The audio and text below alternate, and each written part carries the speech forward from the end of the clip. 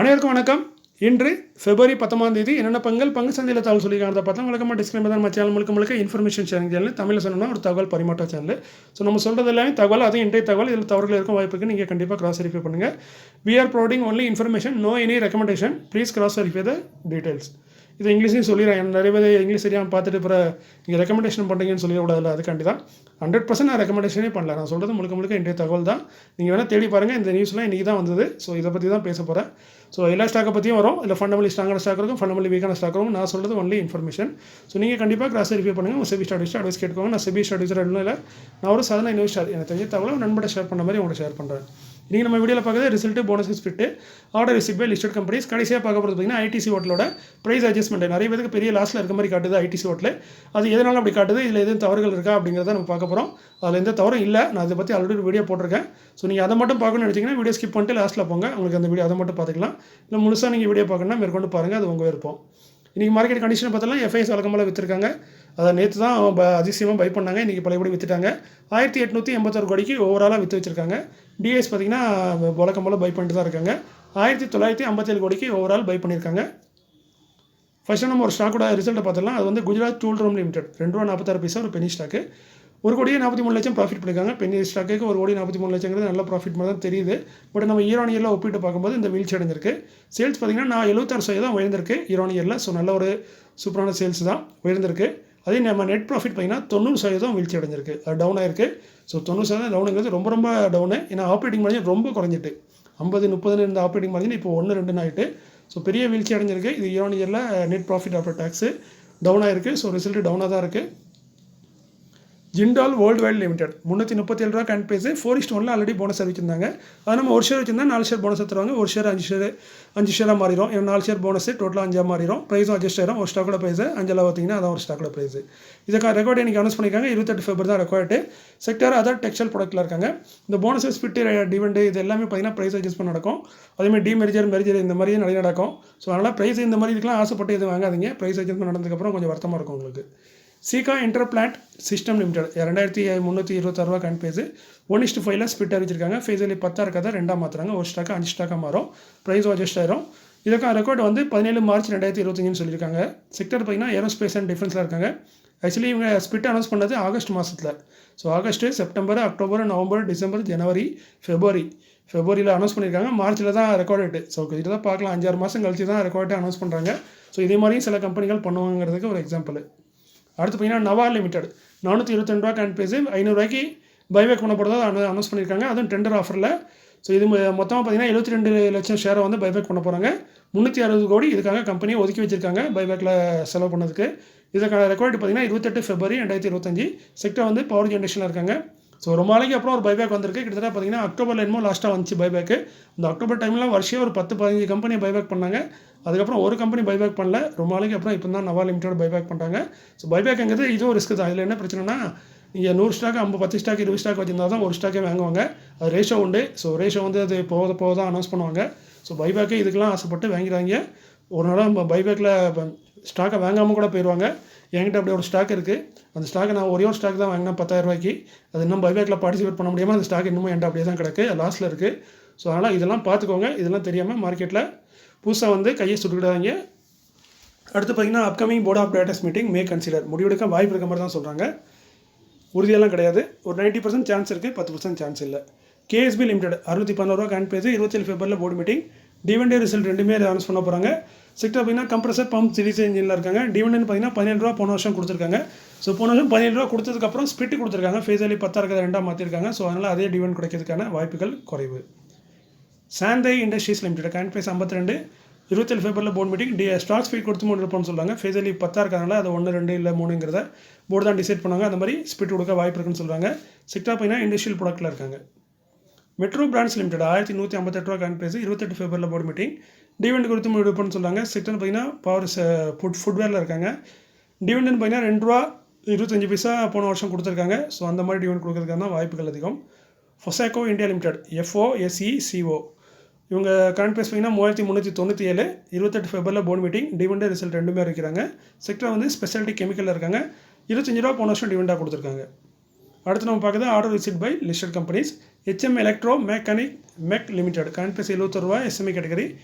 இவங்களுக்கு ஒரு 2 existing கஸ்டமர்ட்ட already இருக்க கஸ்டமர்ட்டேருந்து 2 ஆர்டர் கிடச்சிருக்கு. ஒன்று பார்த்தீங்கன்னா 13,85,00,000, இன்னொன்று வந்து 5,70,00,000. ஸோ நல்ல ஒரு ஆர்டர் தான் கிடச்சிருக்கு.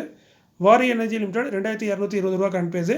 இவங்க பவர் கம்பெனி நல்லா பவரில் தான் சொல்லியிருக்காங்க. கிட்டத்தட்ட 362.5 மெகாவாட் சோலார் பிவிசி சப்ளைக்கான பேனல் சப்ளைக்கான ஆர்டர் கிடையாது, மாடல்ஸ் சப்ளை பண்ணதுக்கான ஆர்டரு. ஸோ நல்ல ஒரு பெரிய ஆர்டர் மாதிரி தான் தெரியுது. 362 மெகாவாட்டுங்கிறது கொடுத்தது ஒரு ஃபேமஸான கம்பெனின்னு சொல்லியிருக்காங்க. ஓரியண்டல் ரயில் இன்ஃப்ராஸ்ட்ரக்சர் லிமிடெட் 190 ரூபா கன்பேஸு, 3,08,00,000 ஆர்டர் கிடச்சிருக்கு. கொடுத்தது rail coach factory Kapurthala. Ashok Leyland limited 225 ரூபா கன்பேஸு, 297,85,00,000 ஆர்டர். இது என்ன ஆர்டர்னு பார்த்தீங்கன்னா நம்ம தமிழ்நாடு ஸ்டேட் டிரான்ஸ்போர்ட் கார்பரேஷன் தான் அந்த ஆர்டர் கொடுத்துருக்காங்க. அதான் பஸ்ஸுக்கான ஆர்டர் தான். 320 BS4 diesel fuel type 12 metre நீளம் உள்ள லோ ஃப்ளோர் பஸ்ஸுக்கான ஆர்டர் கொடுத்துருக்காங்க. கிட்டத்தட்ட 320 பஸ்ஸு சப்ளை பண்ண போகிறாங்க. VL இன்ஃப்ரா ப்ராஜெக்ட் லிமிடெட் 41 ரூபா கன்பேஸு, SME கேட்டகரி 41,19,00,000 ஆர்டர் கிடச்சிருக்கு. கொடுத்தது Gujarat water supply and sewage limited. JB motor limited 648 ரூபா கன்பேஸு, 5,500 கோடிக்கான ஆர்டர் கிடச்சிருக்கு. நல்ல ஒரு பெரிய ஆர்டர். இது வந்து பார்த்திங்கன்னா கொடுத்தது convergence engineers energy services limited CESL. என்ன ஆர்டர்னு பார்த்தீங்கன்னா 1021 எலக்ட்ரிக் பஸ்ஸுக்கான ஆர்டர். அதை பஸ் மட்டும் இல்லை, சப்ளை பண்ணிட்டு அதுக்கு மெயின்டெனன்ஸு மற்ற ஃபெசிலிட்டி எல்லாமே சேர்த்து மொத்தமாக கொடுத்துருக்காங்க. ஸோ 5,500 கோடிக்கு ஆர்டர் கிடச்சிருக்கு. இதனால தான் ஸ்டாக் இன்றைக்கி பார்த்தீங்கன்னா கிட்டத்தட்ட 14% மேலே போயிருக்கு. அடுத்து நம்ம அந்த ஐடிசிக்கு வந்துடலாம். ITC hotel. ஸோ இப்போ நான் சொல்ல போகிறது வந்து ஒரு யூகம் தான். யூகம்னு இல்லை, அது ஒரு ரேஷோ. ஏன்னா நீங்கள் என்ன ப்ரைஸில் வாங்கினீங்கன்னு எனக்கு தெரியாது.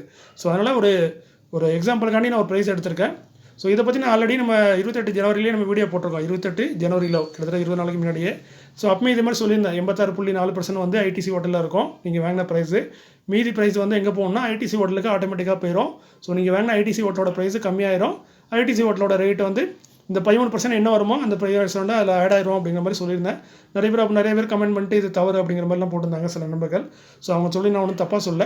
ஸோ அவங்களுக்கு தெரிஞ்சே சொன்னாங்க. பட் என்கிட்ட ஒரு விஷயம் என்னென்னா, எனக்கு ஒரு விஷயம் வந்து 90%, 95%, 80%, 70%லாம் தெரிஞ்சால் நான் அதை பற்றி எனக்கு சுத்தமாக தெரியல, இல்லை கொஞ்சம் கூட தெரியாது அப்படிங்கிற மாதிரி தான் சொல்லுவேன். எனக்கு ஒரு விஷயம் 100% தெரிஞ்சால் மட்டும்தான் முழுசாக தெரியுங்கிற அளவுக்கு சொல்லுவேன். பெரும்பாலும் நான் என் வாயில் கேட்டிங்கன்னா, நான் ஏதோ ஒரு விஷயம் கேட்டிங்கன்னா நான் வந்து அவ்வளோ உறுதியாக சொல்ல மாட்டேன். அது என் சின்ன வயசுலேருந்து அப்படி ஒரு பழக்கமாயிட்டேன் எனக்கு. ஸோ அதனால் நான் எந்த ஒரு விஷயத்தை சொன்னாலுமே கொஞ்சம் டவுட்ஃபுல்லாக தான் சொல்லுவேன். அதுக்கு அடுத்து நான் சொல்கிறது தவறுங்கிற மாதிரி அர்த்தம் கிடையாது. அதுக்கு அடுத்து ஒரு எச்சரிக்கை, அவ்வளோதான். மற்றபடி எனக்கு ஒரு விஷயம் 100% தெரிஞ்சால் மட்டும்தான் நல்லா தெரியுங்கிற மாதிரி கன்ஃபார்மாக சொல்லுவேன். மற்றபடி கொஞ்சம் டவுட்லாம் சொல்லுவேன். அதேமாதிரி இந்த வீடியோ பற்றி நான் அன்றைக்கே சொல்லியிருந்தேன், இந்த மாதிரி சொல்லியிருக்காங்கன்னு. பட் நிறைய பேர் அதை தவறுனாங்க, ஒன்றும் பிரச்சனை இல்லை. பட் அது என்னென்னா இப்போ சூழ்நிலையை பார்த்தா நான் சொன்னதான் கரெக்டுங்கிற மாதிரி வருது. ஸோ நான் அப்போ என்ன சொல்லியிருந்தேன்னா சிம்பிளாக சொல்லியிருந்தேன். ஏன்னா அப்போ நிறைய நியூஸ் இருந்தாலும் சிம்பிளாக முடிச்சிட்டேன். ஸோ அது என்ன மேட்டருங்கிறத பார்த்துலாம். இப்போ நான் ஒரு எக்ஸாம்பிளோட சொல்ல போகிறேன். ஏன்னா உங்களோட ஆவரேஜ் ப்ரைஸ் எனக்கு தெரியாது. ஆவரேஜ் ப்ரைஸை நீங்கள் விட்டுருங்க. நீங்கள் ஒரு ஸ்டாக் வந்து ஒரு ரேட்டில் வாங்கியிருப்பீங்க. ஒருத்தங்க 300 ரூபாய்க்கு வாங்கிருப்பீங்க, திரும்ப 310 ரூபாய்க்கு ஒன்று வாங்கியிருப்பீங்க, 400 ரூபாய்க்கு வாங்கியிருப்பீங்க, 480 ரூபாய்க்கு வாங்கியிருப்பீங்க. பட் அது ஆவரேஜாக காட்டும் போது 300 ரூபா 350 ரூபான்னு காட்டும். ஸோ இது அப்படி கணக்கு வராது. நீங்கள் ஒரு ஸ்டாக்கை எந்த ரேட்டில் வாங்கினீங்களோ அந்த ஸ்டாக்கில் தான் வரும். ஸோ இப்போ வந்து ஆவரேஜ் ப்ரைஸ் வந்து விட்டுருங்க. நீங்கள் பல்காக இன்வெஸ்ட் பண்ணிங்கன்னா இது கரெக்டாக இருக்கும்.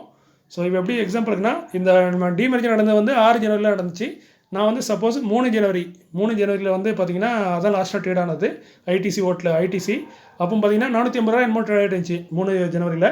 ஸோ இப்போஸ் நீங்கள் வந்து 10 ஸ்டாக் வந்து 480 ரூபாய்க்கு அன்றைக்கி வாங்கியிருந்தீங்க, 3 ஜனவரிக்கு வாங்கியிருந்தீங்கன்னா 6ஆம் தேதி வந்து டிமெர்ஜர் ஆகிருக்கும். ஸோ உங்களுக்கு வந்து 10 ஸ்டாக்கு ஒரு ஸ்டாக் வந்து ஐடிசி ஓட்டில் கிடச்சிருக்கும். ஸோ இப்போ நீங்கள் 480 ரூபாய்க்கு 10 ஸ்டாக் அன்றைக்கி பல்காக ஒரே குவான்டிட்டியில் வாங்கியிருக்கீங்க. ஸோ உங்கள் இன்வெஸ்ட்மெண்ட்டே 4,800 ரூபா. ஸோ இந்த 4,800 ரூபாய்க்கு 86.49% போட்டிங்கன்னா கிட்டத்தட்ட பார்த்தீங்கன்னா 4,150 ரூபா வரும். ஸோ இந்த 4,150 ரூபா நீங்கள் 10 ஷேர் வாங்கியிருக்கீங்க. அப்போ ஒரு ஸ்டாக்கோட ப்ரைஸ் வந்து 4,015 ரூபா 15 பைசாவாக மாறி இருக்கும் இன்றைக்கி டேட்டில். அதாவது இந்த ஐடிசி ஓட்டில் புதுசாக வந்ததுக்கப்புறம் ப்ரைஸ் எல்லாம் அட்ஜஸ்ட்மெண்ட் ஆனதுக்கப்புறம் நீங்கள் வாங்கின அந்த 10 ஷேரோட வேல்யூ பார்த்தீங்கன்னா அப்போ நீங்கள் வாங்கும்போது 480 ரூபாய்க்கு வாங்கினீங்க 10 ஷேரு. டிமெர்ஜருக்கப்புறம் உங்களுக்கு ஐடிசி ஓட்டிலும் கிடச்சிட்டு இப்போ இந்த ப்ரைஸ் அட்ஜஸ்ட்மெண்ட்டுக்கு அப்புறம் அந்த 480 ரூபா நீங்கள் வாங்கின ஷேர் வந்து இப்போது ஐடிசி ஷேர் வந்து 415 ரூபா 15 பைசா வந்திருக்கும். அதே இப்போ நீங்கள் புதுசாக ஒரு ஷேருக்கு உங்களுக்கு கிடச்சிருக்கும். என்ன ஷேர் ஐடிசி ஓட்டில் கிடச்சிருக்கும். ஏன்னா நீங்கள் 10 ஷேர் வச்சுருந்தீங்க, அதெல்லாம் ஒரு ஷேர் வந்து ஐடிசி ஓட்டில் கிடச்சிருக்கு. அந்த ஒரு ஷேர் ஐடிசி ஓட்டலோட ப்ரைஸ் பார்த்தீங்கன்னா 648 ரூபா 48 பைசா. கிட்டத்தட்ட 648 ரூபா வச்சுக்கோங்க. ஸோ 648 ரூபா அந்த ஐடிசியோட ப்ரைஸாக இருக்கும், ஆவரேஜ் ப்ரைஸாக இருக்கும். அது அக்விசிஷன் ப்ரைஸ் சொல்லுவாங்க, அதை கைப்பற்ற ப்ரைஸு. ஸோ 648 ரூபா. ஸோ இப்போ இந்த ஐடிசி ஓட்டில் என்ன ட்ரேட் ஆகிட்டு இருக்கு 160 ரூபாய் 170 ரூபா. ஸோ கிட்டத்தட்ட உங்களுக்கு 70லேருந்து 75% வரைக்கும் லாஸில் இருக்க மாதிரி தான் காட்டும். ஸோ இதில் எந்த ஒரு தவறும் இல்லை, கரெக்டு தான்.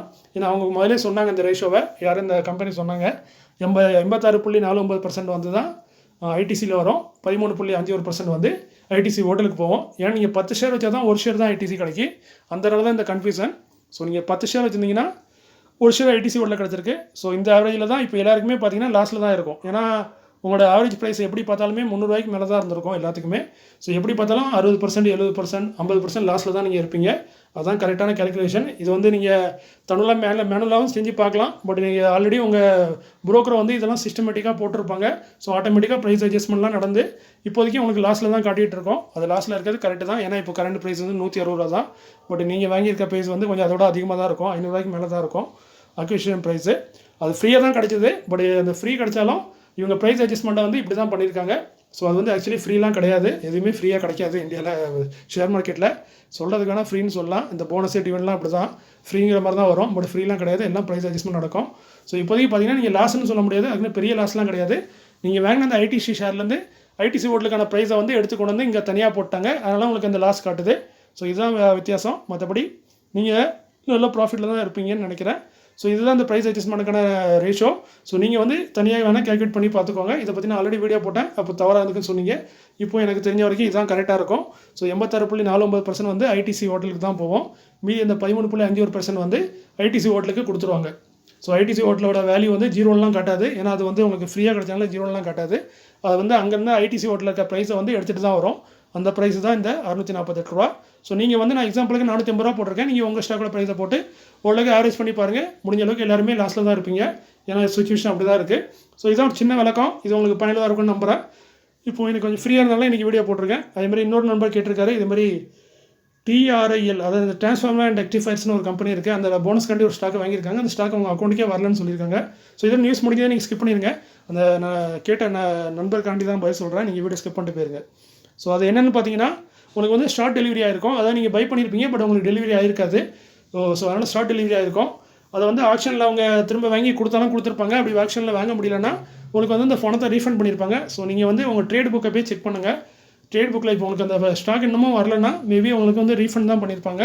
ஸோ நீங்கள் உங்கள் ட்ரேட் புக் எடுத்து அதை செக் பண்ணி பாருங்கள். அந்த ஒரு தடவை அந்த நீங்கள் வாங்கின டேட்டில் அது மைனஸ் ஆகிருக்கான்னு பாருங்கள். அடுத்த நாள் உங்களுக்கு அது திரும்ப கிரெடிட் ஆகிருக்கா இல்லையாங்கிறத பாருங்கள். மோஸ்ட்லி அந்த ப்ராப்ளம் தான் நடந்திருக்க வாய்ப்பு இருக்குது. இதே ஜீரோ தானா அவங்க உடனே மெயில் போட்டுருவாங்க. அந்த மார்க்கெட் முடிஞ்ச அடுத்த செகண்ட்லேயே பார்த்தீங்கன்னா ஈவினிங்கே உங்களுக்கு மெயில் வந்துடும். அடுத்த நாளுக்குள்ளே மெயில் வந்துடும். இதுமாதிரி ஒரு டெலிவரி நீங்கள் வாங்கியிருக்கீங்க ஒரு ஸ்டாக்கு, அது உங்கள் அக்கௌண்ட்டுக்கு வரல, அது ஷார்ட் டெலிவரி ஆயிருக்கு அப்படிங்கிற மாதிரி மெயில் அனுப்பிச்சிருவாங்க. ஸோ உங்களுக்கு கூட மெயில் அனுப்பிச்சிருப்பாங்க. நீங்கள் அந்த டேட்டில் போய் செக் பண்ணி பாருங்கள். அது ஷார்ட் டெலிவரி ஆகிருக்க வாய்ப்பு இருக்குது. சப்போஸ் நீங்கள் ஒருவேளை நீங்கள் வாங்க நினச்சி தப்பாக நினச்சிட்டிங்களா என்னன்னு தெரில. நீங்கள் அதனால் செக் பண்ணிக்கோங்க. ஷார்ட் டெலிவரிங்கிறது நடக்கும். சில நம்ம ஸ்டாக் வாங்குவோம், பட் நம்ம அக்கௌண்ட்டுக்கு வராது. அது அப்படி கண்டிஷன் இருக்குது. சில கண்டிஷனில் வராது. ஸோ அதனால் நீங்கள் அதை தெளிவு பார்த்துக்கோங்க. இன்னொன்று நம்பர் கேட்டிருக்கேன். நாட்கோ பற்றி சொல்லுங்கள் ப்ரோ. நாட்கோ பற்றி சொல்லுறதுக்கு நான் ஒன்றுமே இல்லை. ஆல்ரெடி எல்லாம் சொல்லிட்டாங்க. ஸோ இதில் சொல்லுறதுக்கு ஒன்றும் இல்லை. நல்ல ஸ்டாக்கு தான். ஃபண்டமெண்டலி சூப்பரான ஸ்டாக்கு. ரிசர்வ் நல்லா வச்சிருக்காங்க. டெப்ட் கடன் சுத்தமாக கிடையாது. அதுமாதிரி புக் வேல்யூக்கு டபுளாக ட்ரேட் ஆகிட்டு இருக்குது. இன்ட்ரெஸ்ட் வேல்யூக்கு பார்த்தீங்கன்னா கிட்டத்தட்ட இன்ட்ரெஸ்ட் வேல்யூ அதுவும் கரெக்டாக தான் ட்ரேட் ஆகிட்டு இருக்குது. ஸோ நல்ல கம்பெனி, நல்லா ப்ராஃபிட் பண்ணுற கம்பெனி தான் ஃபார்மா கம்பெனி. இன்றைக்கி அட நாளைக்கு முன்னேறுவாங்கன்னு நினைக்க வேண்டியதான். மற்றபடி அதில் பெருசாக சொல்கிறதுக்கு ஒன்றும் இல்லை, பயப்படுறதுக்கு ஒன்றும் இல்லை. நல்ல ஃபண்டமெண்டான ஸ்டாக்கு. இன்றைக்கி அட நாளைக்கு மேலே வரும்னு எதிர்பார்க்க வேண்டியதான். ஸோ இன்றைக்கி இந்த வீடியோ இதோட முடிச்சுனா இன்றைக்கி கொஞ்சம் அதிகமாக பேசியிருப்பேன். மீண்டும் ஒரு நல்ல காலையில் உங்களை சந்திக்கிறேன். நன்றி, வணக்கம்.